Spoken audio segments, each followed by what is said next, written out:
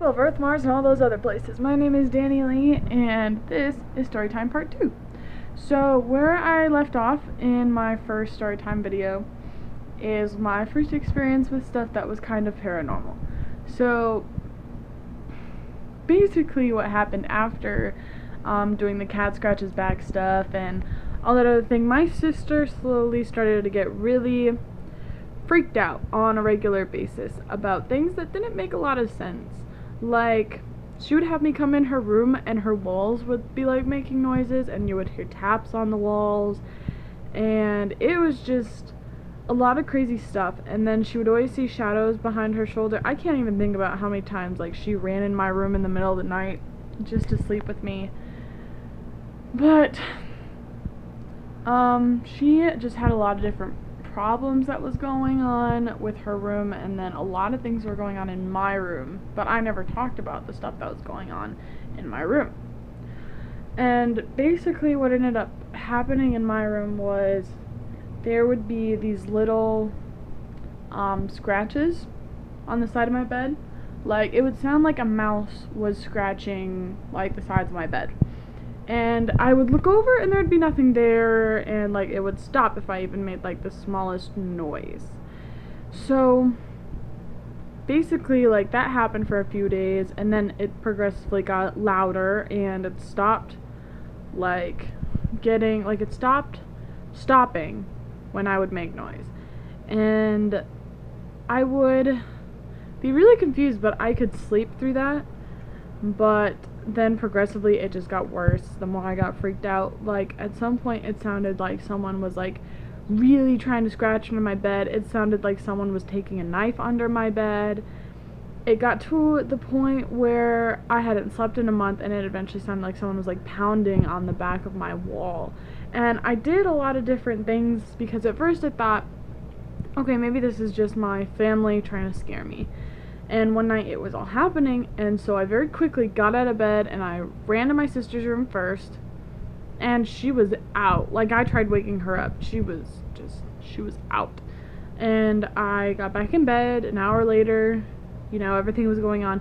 So I very quickly like got out of bed and I looked behind my wall and there was nothing there, and I ran to my brother's room and he was out like a light. And I was like, okay, so this isn't my family doing this to me. This is happening. Like, this is really happening. And oh god, like, it was really starting to freak me out. And at this point, I was still about 8 or 9 years old, so I still kind of knew what was going on, but I never told my family what was going on, because I knew that they thought I was crazy, because my sister talked a lot about this stuff and my parents constantly told her how completely impossible, how insane it sounded, and I didn't want to deal with that. So I eventually, this was going on for about 2 months now. I hadn't slept, I was very tired, and I went to bed, and it all started happening. At this point, I wasn't sleeping at all. I couldn't sleep, and I was done trying to sleep.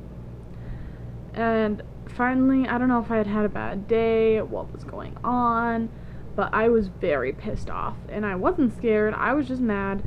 And I finally just kind of like slammed my hands down on my bed and I said, "I'm not scared of you, go away." Nothing. And it was silent. And I didn't care. I just turned off everything, went to bed. I didn't care anymore. I wasn't going to deal with it. And it stopped altogether. I never heard anything else going on in my room. I never heard anything else going on around my room. And anytime something like that started to happen, I would get really mad and I would just say, "No, absolutely not," and it would stop. And I ended up talking to a few people about my experience, like my father-in-law, and he said what probably ended up happening was there was something in my house that was trying to really get to me and was really trying to make me frustrated. And he said when I probably slammed my hands down and said no more, I actually pushed all my energy around my room and pushed out whatever was in my room. He said that my energies were probably very off scale when I was very afraid, so whatever was in my room like fed off of my own fear, and then when I was finally done and I was tired and I was mad, I was able to push it out, and then it stayed away because it was not okay with someone who was stronger than it telling it what to do. Oh my god, I don't want that thing to come back. But I have a lot of problems. Like, I know I'm a lot more sensitive to the paranormal now. Like, back when because of all that, I'm very sensitive to things like that, and I'm very smart about what I do. I don't mess with Ouija boards. I don't do the whole seance thing. I don't talk to ghosts. I tell them to leave. If I see something over my shoulder, I don't talk to it. I pretend it's not there, because if I'm not being annoyed by it, it'll leave me alone. But now I have to stop this video because, like, now it's getting a little bit long. But there's more to this and more about my paranormal experiences, but this is, like, my real paranormal experience that really got me into what is paranormal and made me believe that things were happening. So, yeah. I'll talk to you guys later. I will continue this on another day.